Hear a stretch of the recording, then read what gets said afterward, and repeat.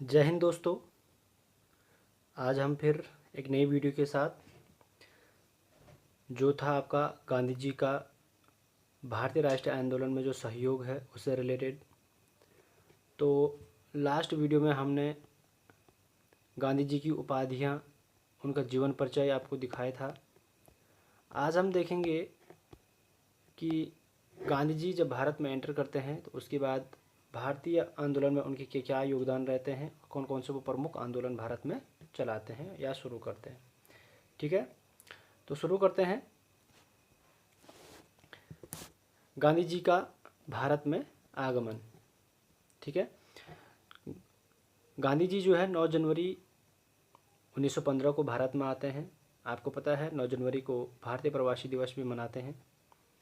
ठीक है, यहाँ पे जो मेन पॉइंट हैं उनको मैंने कलर कर रखा है, हाईलाइट कर रखा है, तो हम मेन उन्हीं पे फोकस करेंगे। ठीक है, तो गांधी जी 9 जनवरी 1915 को भारत में आते हैं। ठीक है, भारत में महात्मा गांधी जी सबसे पहले जो आंदोलन शुरू करते हैं वो 1917 में चंपारण आंदोलन रहता है। उसके बाद जो 1918 में रहता है वो अहमदाबाद मिल आंदोलन रहता है जो मज़दूरों से संबंधित रहता है। उसके बाद 1918 में खेड़ा आंदोलन जो पुनः किसानों से संबंधित रहता है। तो चलिए इसके बारे में देखते हैं क्या क्या था चंपारण आंदोलन। तो जो चंपारण आंदोलन होता है ये 1917 में होता है। चंपारण आपको पता है बिहार में है।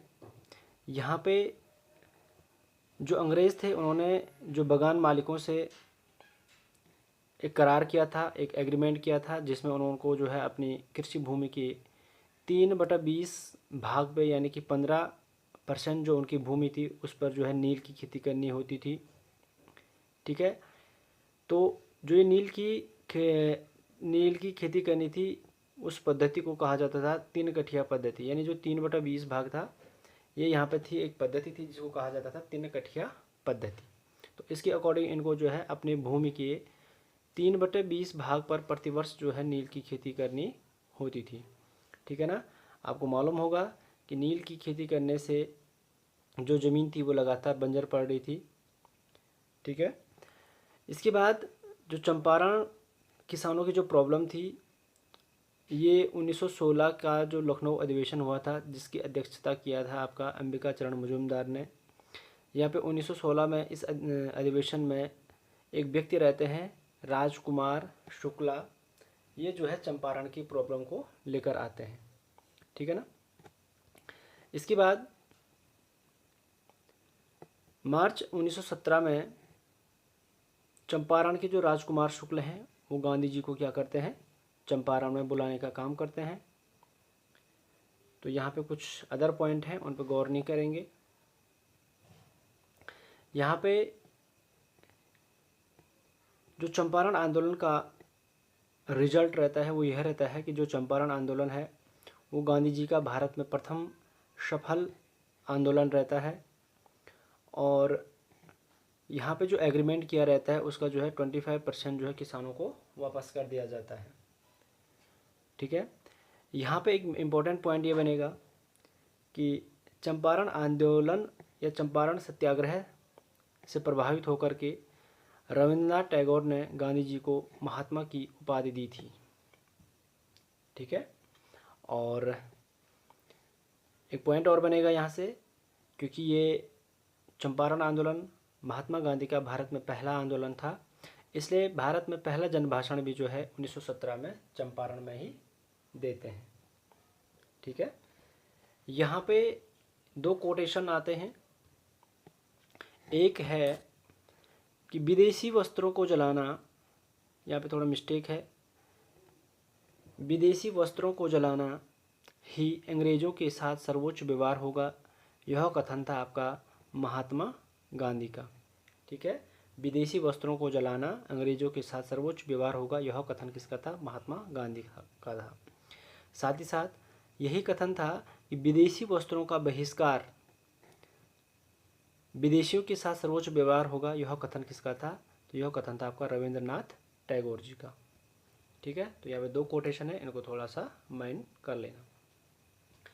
इसके बाद जो गांधी जी का भारत में जो दूसरा आंदोलन रहता है, ये था आपका अहमदाबाद मिल मजदूर आंदोलन 1918 में। तो चंपारण आंदोलन के बाद जो है गांधी जी अहमदाबाद की मिल मजदूरों के समर्थन में जाते हैं। आपको पता है कि जो अहमदाबाद मिल मजदूर आंदोलन था, यहाँ पे इस समय जो है प्लेग फैला हुआ था और प्लेग बोनस को लेकर के जो मजदूर थे वो आंदोलन कर रहे थे। यहाँ पे इसकी सूचना गांधी जी को मिलती है और गांधी जी यहाँ पे क्या करते हैं, भूख हड़ताल पे बैठते हैं, जो भारत में गांधी जी की पहली भूख हड़ताल मानी जाती है। तो क्वेश्चन बनेगा यहाँ से, गांधी जी द्वारा भारत में पहली भूख हड़ताल किस आंदोलन के तहत की गई? तो ये था आपका अहमदाबाद मिल मजदूर आंदोलन। ठीक है, तो इसका जो फाइनल रिजल्ट यह रहता है कि जो यहाँ के मजदूर रहते हैं उनको जो 35% बोनस जो है दिया जाता है। इसके बाद गांधी जी का जो अगला आंदोलन रहता है वो रहता है खेड़ा आंदोलन। ठीक है, 1918 में, जो गुजरात में है, और अहमदाबाद भी आपका गुजरात में ही है। ठीक है, तो यहाँ पे जो खेड़ा आंदोलन है ये भी आपका किसानों से संबंधित था। खेड़ा आंदोलन किसानों से संबंधित था, अहमदाबाद आंदोलन मजदूरों से संबंधित था, चंपारण आंदोलन किसानों से संबंधित था। तो यह चीज़ याद रखनी है आपने।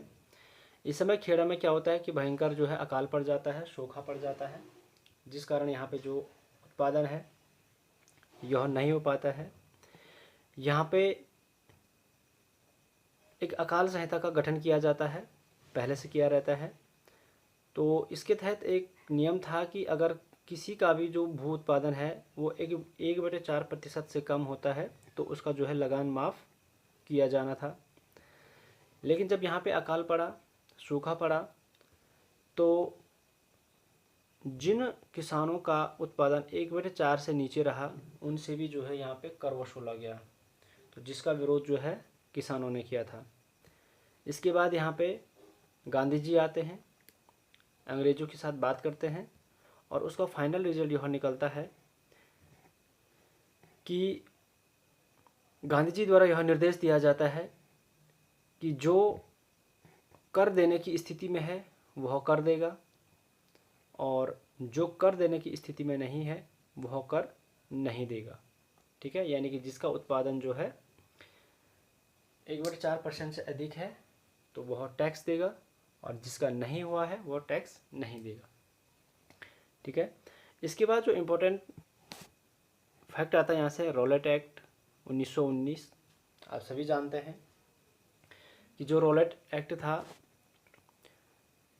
सबसे पहले इसका जो नाम था यह था आपका क्रांतिकारी एवं अराजकता अपराध अधिनियम 1919 था। इसका जो मेन मकसद था वो भारत में जो क्रांतिकारी गतिविधियां थी इनका समापन करना था, इनको रोकना था। ठीक है, यहाँ पे 1917 में एक श्रेणी आयोग भी बनता है जो भारत में क्रांतिकारी आंदोलन से संबंधित जितने भी षड्यंत्र थे उनके बारे में जानकारी के लिए बनता है। तो यहाँ से कुछ ज़्यादा इम्पोर्टेंट है नहीं। यहाँ पे जो रॉलेट एक्ट है इसकी स्वीकृति होती है 18 मार्च 1919 को और इसकी अवधि रखी जाती है 3 वर्ष। तो आपने सुना होगा जो रॉलेट एक्ट है उसको जो है बिना वकील, बिना दलील और बिना अपील का कानून भी कहा जाता है। क्यों? क्योंकि इसमें यह प्रावधान था कि किसी भी व्यक्ति को बिना अपराध किए सिर्फ संदेह के आधार पर गिरफ्तार किया जा सकता है और उसके लिए कोई वकील नहीं होगा, वो किसी भी प्रकार की दलील नहीं दे सकता है और ना ही किसी प्रकार की अपील कर सकता है। ठीक है ना, तो इसको जो है एक तरीके से अंधा कानून या काला कानून भी कहा जाता है। ठीक है, यहाँ पे 6 अप्रैल को जो है राष्ट्रीय अपमान दिवस के रूप में मनाया जाता है और गांधी जी इसका नेतृत्व करते हैं। लेकिन 9 अप्रैल को जो है गांधी जी को क्या किया जाता है, गिरफ्तार कर दिया जाता है, जो भारत में गांधी जी की जो है पहली गिरफ्तारी थी। इम्पोर्टेंट पॉइंट बनेगा।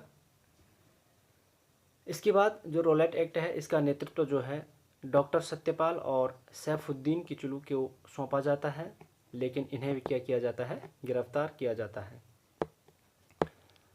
यहाँ से जो इम्पोर्टेंट डेट बनती है हमारी, वो बनती है 13 अप्रैल 1919 की। 13 अप्रैल 1919 की, क्योंकि आपको पता है 13 अप्रैल 1919 को जलियांवाला बाग हत्याकांड की जो घटना है वो घटित होती है। ठीक है। यहाँ पे अमृतसर पंजाब में 13 अप्रैल 1919 को बैसाखी के दिन एक मीटिंग चलती है, जहाँ पे जनता जो है एकत्रित हुई रहती है। ये माना जाता है कि यहाँ पे एक हंसराज नामक व्यक्ति था जिसने यहाँ पे सभा बुलाई थी, और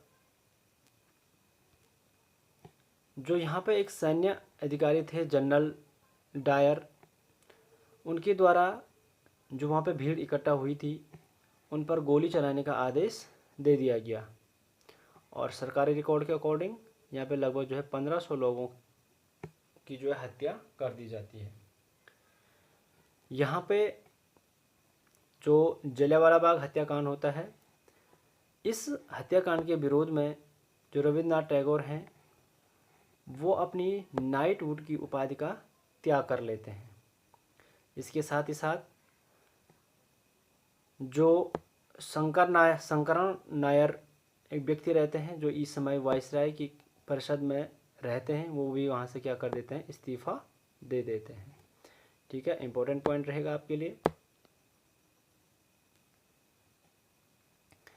यहाँ पे जो जलियांवाला बाग हत्याकांड के समय जो पंजाब का उस समय गवर्नर था वो था आपका डायर था, यानी जो सैन्य अधिकारी था, जिसकी हत्या जो है 1940 में सरदार उधम सिंह द्वारा लंदन में कर दी जाती है।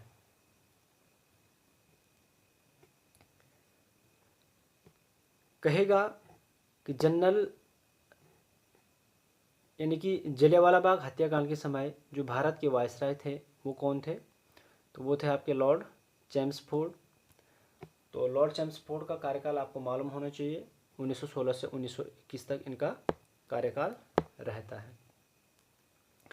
जब जलियांवाला बाग हत्याकांड होता है तो यहाँ पे कांग्रेस के द्वारा एक समिति का गठन किया जाता है जिसको कहा जाता है तहकीकात कमेटी। इम्पोर्टेंट पॉइंट है। और जो है तहकीकात कमेटी है, इसके जो अध्यक्ष रहते हैं ये रहते हैं आपके मदन मोहन मौलवी। ठीक है, तो क्वेश्चन किस प्रकार से बनेगा यहाँ पे कि जलियांवाला बाग हत्याकांड की जांच हेतु कांग्रेस द्वारा किस कमेटी का गठन किया गया था, तो तहकीकात कमेटी। और इस तहकीकात कमेटी के जो अध्यक्ष थे वो थे आपके कौन, मदन मोहन मौलवी। इसी प्रकार ब्रिटिश सरकार द्वारा जो है जलियांवाला बाग हत्याकांड की जांच हेतु हंटर कमेटी का गठन किया जाता है। ठीक है ना। और जो हंटर कमेटी है ये ज़्यादातर डायर का ही पक्ष लेती है। ठीक है, और डायर को जो है भारत से जो है वापस इंग्लैंड भेज देती है। इसके बाद हम आगे देखेंगे खिलाफत आंदोलन। जो खिलाफत आंदोलन है वो 1919 में शुरू होता है, और इसके साथ ही साथ 1920 में क्या होता है आपका असहयोग आंदोलन। तो जो खिलाफत आंदोलन था ये क्या था कि तुर्की में जो मुस्लिम समुदाय के लोग थे या इस्लामिक मान्यता वाले, इनका एक खलीफा का पद होता है, उसको जो है समाप्त कर लिया गया, जिससे जो है जो मुस्लिम समुदाय था इसमें आक्रोश बढ़ गया। भारत में खिलाफत आंदोलन का जो नेतृत्व है इसकी जो जिम्मेदारी है मौलवी अली जौहर और शौकत अली जौहर खिलाफत आंदोलन का जो नेतृत्व है वो गांधी जी को सौंपते हैं।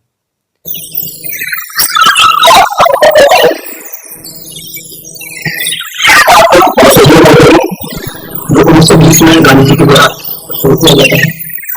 और असहयोग आंदोलन का मुख्य उद्देश्य था स्वराज की प्राप्ति करने की। स्कूल जाते थे, स्कूल भारत की वाइसराय थे। 1 अगस्त 1920 को गांधी जी ने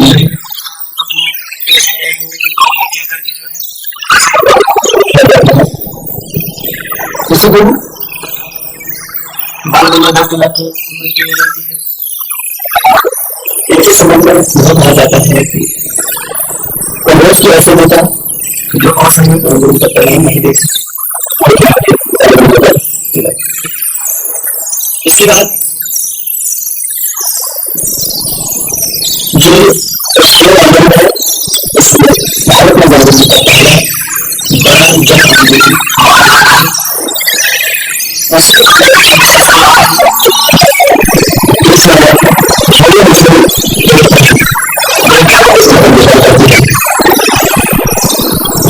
इसके बाद 5 फरवरी 1922 को एक घटना घटती है जिसे चौरी चौरा हत्याकांड के नाम से जाना जाता है। जो ये चौरी चौरा हत्याकांड था, ये उत्तर प्रदेश के गोरखपुर ज़िले में घटित होता है, जिसमें 5 फरवरी 1922 को 22 पुलिसकर्मियों को एक थाने में बंद करके उनको जो है आग के हवाले कर दिया जाता है। ठीक है। और इस चौरा चौरी हत्याकांड के बाद 12 फरवरी 1922 को गांधी जी अपना असहयोग आंदोलन वापस ले लेते हैं। ठीक है, इंपॉर्टेंट डेट रहेगी, इसको थोड़ा माइंड कर लेना। 12 फरवरी 1922 को गांधी जी असहयोग आंदोलन को वापस ले लेते हैं। असहयोग आंदोलन को गांधी जी ने अपनी हिमालय जैसी भूल बताया। कई बार पेपर में आया हुआ क्वेश्चन है। ठीक है, कि गांधी जी ने अपने किस आंदोलन को हिमालय जैसी भूल बताया है, तो असहयोग आंदोलन को। ठीक है, इसके बाद गांधी जी को जो है गिरफ्तार कर लिया जाता है। आगे इसके बाद जो है स्वराज पार्टी का उदय होता है यहाँ पे 1 जनवरी 1923 में। ठीक है, स्वराज पार्टी की जो स्थापना करते हैं वो मोतीलाल नेहरू और चित्तरंजन दास जो है इसकी स्थापना करते हैं। यहाँ से आपने ये याद रखना है। ठीक है, स्वराज पार्टी की स्थापना का कारण क्या था? क्योंकि यहाँ पे विधानमंडल के चुनाव होने थे 1923 में, जिसके लिए असहयोग आंदोलन के दौरान गांधी जी ने इन चुनाव में भाग लेने के लिए मना किया हुआ था।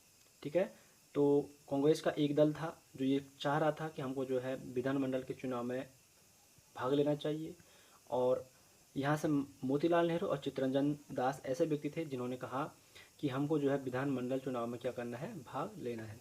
जिसके बाद जो है स्वराज पार्टी का क्या होता है, यहाँ पे गठन होता है। और जो स्वराज पार्टी का गठन है ये इलाहाबाद में होता है। क्वेश्चन एक बार आया है कि स्वराज पार्टी की स्थापना कहाँ की गई थी, तो इलाहाबाद में की गई है। कब की जाती है? 1923 में की जाती है। किसके द्वारा की जाती है? मोतीलाल नेहरू और चित्तरंजन दास के द्वारा की जाती है। ठीक है ना। इसमें क्या होता है, जो 1923 के केंद्रीय विधानसभा चुनाव होते हैं, इसमें जो है स्वराज पार्टी को जो है 42 सीटें जो है प्राप्त होती हैं। कितने में से? 101 सीटों में से। कुछ ज़्यादा इंपॉर्टेंट यहाँ से नहीं रहेगा। इसके बाद एक झंडा सत्याग्रह होता है। ये जो है आंदोलनकारियों के द्वारा झंडा फहराने के अधिकार से संबंधित था, जो कहाँ हुआ था? नागपुर में हुआ था झंडा सत्याग्रह। और यहाँ से जो पॉइंट बनेगा, झंडा सत्याग्रह का जो नेतृत्व था ये जो है सरदार वल्लभ भाई पटेल ने किया था। ठीक है, इसके बाद जो गांधीदास पैक्ट है, इसका ईयर आपने याद रखना है। जो गांधीदास पैक्ट है ये आपका 1924 में होता है। और गांधीदास पैक्ट किस किस के बीच होता है? ये होता है आपका चित्तरंजन दास और महात्मा गांधी जी के मध्य होता है। ठीक है, इसके बाद जो है जो स्वराज पार्टी का जो गठन हुआ था उसमें जो है इसका मतलब गांधी जी का सहयोग या उनका जो है साथ जो है स्वराज पार्टी को मिल जाता है। इसके बाद एक महत्वपूर्ण अधिवेशन होता है, बेलगांव अधिवेशन 1924 में होता है। बेलगांव अधिवेशन इंपॉर्टेंट रहेगा क्योंकि यहाँ पे एकमात्र अधिवेशन रहता है जिसकी अध्यक्षता जो है महात्मा गांधी करते हैं। ठीक है ना। इसके बाद 1925 में जो है चित्तरंजन दास जी की मृत्यु हो जाती है और 1926 के केंद्रीय विधानसभा चुनाव में स्वराज पार्टी को ज़्यादा सफलता नहीं मिलती है और धीरे धीरे यहीं पे क्या हो जाता है, इसका प्रभाव समाप्त हो जाता है। ठीक है, इसके बाद जो अगला पॉइंट रहेगा हमारा साइमन कमीशन पर रहेगा। सबसे पहले जो साइमन कमीशन है ये भारत आता है 1928 में। जो साइमन कमीशन आता है वो 1919 के अधिनियम की जांच हेतु तो भारत आता है। ठीक है ना। 1927 में कांग्रेस का एक अधिवेशन बुलाया जाता है, विशेष अधिवेशन बुलाया जाता है, जिसकी अध्यक्षता जो है डॉक्टर अंसारी जी करते हैं। इस अधिवेशन में यह फैसला लिया गया कि साइमन कमीशन का क्या करना है, विरोध करना है। ठीक है।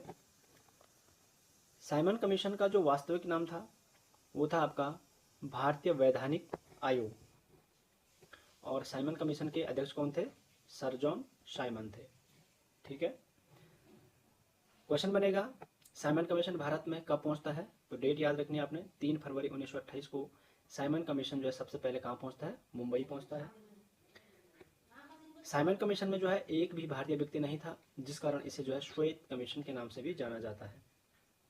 ठीक है। साइमन कमीशन में कुल कितने सदस्य थे, 7 सदस्य थे, और सातों के सातों सदस्य जो है ब्रिटिश सदस्य थे।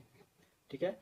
इस समय जो है भारत के जो वायसराय थे वो लॉर्ड इरविन थे, लॉर्ड इरविन। साइमन कमीशन के आगमन के समय भारत के जो वायसराय थे वो थे आपके लॉर्ड इरविन थे। ठीक है। जब यहाँ पे साइमन कमीशन भारत आता है तो साइमन गो बैक के नारे लगते हैं। इसी क्रम में जब साइमन कमीशन लाहौर पहुंचता है तो यहाँ पे साइमन कमीशन का विरोध कर रहे कांग्रेस के उग्रवादी नेता रहते हैं आपके कौन, लाला लाजपत राय। ये यहाँ पे लाहौर में साइमन कमीशन का विरोध कर रहे होते हैं, और इस विरोध के दौरान जो है इन पे लाठीचार्ज की जाती है, जिसमें ये बुरी तरह से घायल हो जाते हैं, और कुछ समय बाद जो है इनकी मृत्यु हो जाती है। तो इनके संबंध में एक कोटेशन आता है कि मेरे शरीर पर पड़ी एक एक लाठियों से किया गया एक एक प्रहार ब्रिटिश साम्राज्य की मौत के ताबूत की अंतिम कील साबित होगी। तो जो ये कोटेशन है, जो ये कथन थे, ये लाला लाजपत राय जी के थे। ठीक है। साइमन कमीशन के विरोध के समय लाहौर में जब साइमन कमीशन का विरोध होता है तो 31 मार्च को साइमन कमीशन जो है वापस चले जाता है। पुनः साइमन कमीशन दूसरी बार भारत आता है अक्टूबर 1928 में, और साइमन कमीशन अंततः 13 अप्रैल 1929 को वापस जाता है।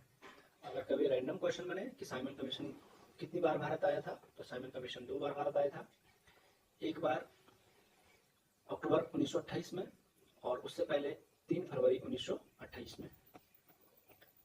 इसके बाद जो नेक्स्ट पॉइंट बनेगा हमारा वो रहेगा नेहरू रिपोर्ट 1928।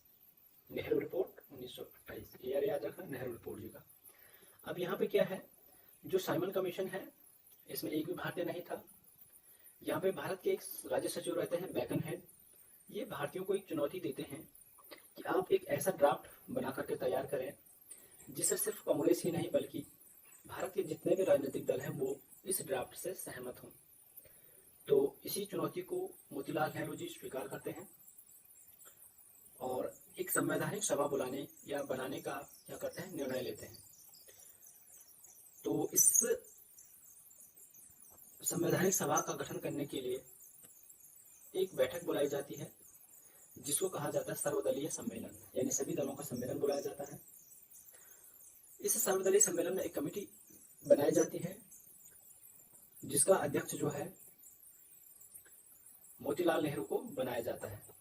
मोतीलाल नेहरू क्या करते हैं, एक रिपोर्ट पेश करते हैं, किंतु उस रिपोर्ट में भारत को जो है एक अधिराज्य यानी एक डोमिनियन स्टेट के रूप में बनाए जाने की बात कही जाती है, जिसका विरोध पंडित जवाहरलाल नेहरू और सुभाष चंद्र बोस इसका जो है विरोध करते हैं, क्योंकि ये दोनों क्या चाहते हैं, पूर्ण स्वराज्य का उद्देश्य लेकर के यहाँ पे आते हैं। इसी नाराज़गी को दर्शाते हुए जवाहरलाल नेहरू और सुभाष चंद्र बोस ने वर्ष 1928 में इंडियन इंडिपेंडेंट लीग की क्या करते हैं, ये स्थापना करते हैं। ठीक है। तो इंडियन इंडिपेंडेंट लीग की स्थापना कब होती है, 1928 में। अब कांग्रेस का एक महत्वपूर्ण अधिवेशन होता है जिसका नाम है आपका कांग्रेस का लाहौर अधिवेशन 1929। क्योंकि अभी तक क्या था कि जो मोतीलाल नेहरू जी ने अपनी रिपोर्ट पेश की थी उसमें भारत को एक डोमिनियन स्टेट बनाने की बात कही गई थी, जिसका विरोध जो है पंडित जवाहरलाल नेहरू और सुभाष चंद्र बोस करते हैं। इसी क्रम में कांग्रेस का लाहौर अधिवेशन होता है। इस अधिवेशन की जो अध्यक्षता करते हैं ये नेहरू जी करते हैं, यानी जवाहरलाल नेहरू जी करते हैं।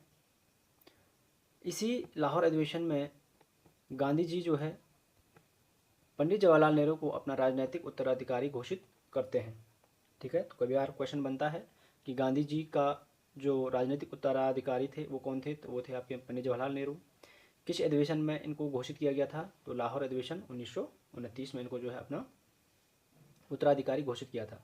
ठीक है, लाहौर अधिवेशन की जो महत्वपूर्ण बात रही थी कि इसमें जो है नेहरू रिपोर्ट को जो है रद्द कर दिया गया। ठीक है, और जो पूर्ण स्वराज्य है इसको जो है अपना टारगेट बनाया गया, अपना लक्ष्य बनाया गया।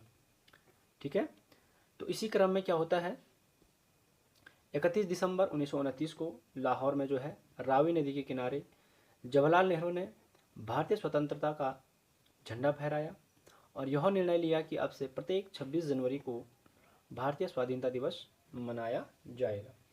ठीक है ना, यहाँ पे थोड़ा मैं आपको बता दूँ, 31 दिसंबर की बात रहती है, लाहौर में रावी नदी के किनारे पहली बार झंडा फहराया जाता है। ठीक है ना, यहाँ पे यह निर्णय लिया जाता है कि अगले माह का जो अंतिम रविवार होगा उस दिन सभी मिलेंगे और उस दिन जो है हम क्या करेंगे, अपना पहला स्वाधीनता दिवस मनाएंगे। परिणाम स्वरूप 26 जनवरी 1930 को पहला भारतीय स्वाधीनता दिवस मनाया गया और तब से प्रत्येक 26 जनवरी को भारतीय स्वाधीनता दिवस मनाया जा रहा था। तो आज के लिए इतना बहुत है। इसके बाद जो सविनय अवज्ञा आंदोलन है, दांडी मार्च है और अन्य जितने महत्वपूर्ण घटनाएं हैं, जो महत्वपूर्ण आंदोलन हुए, उनके बारे में अगली वीडियो में चर्चा करेंगे। धन्यवाद।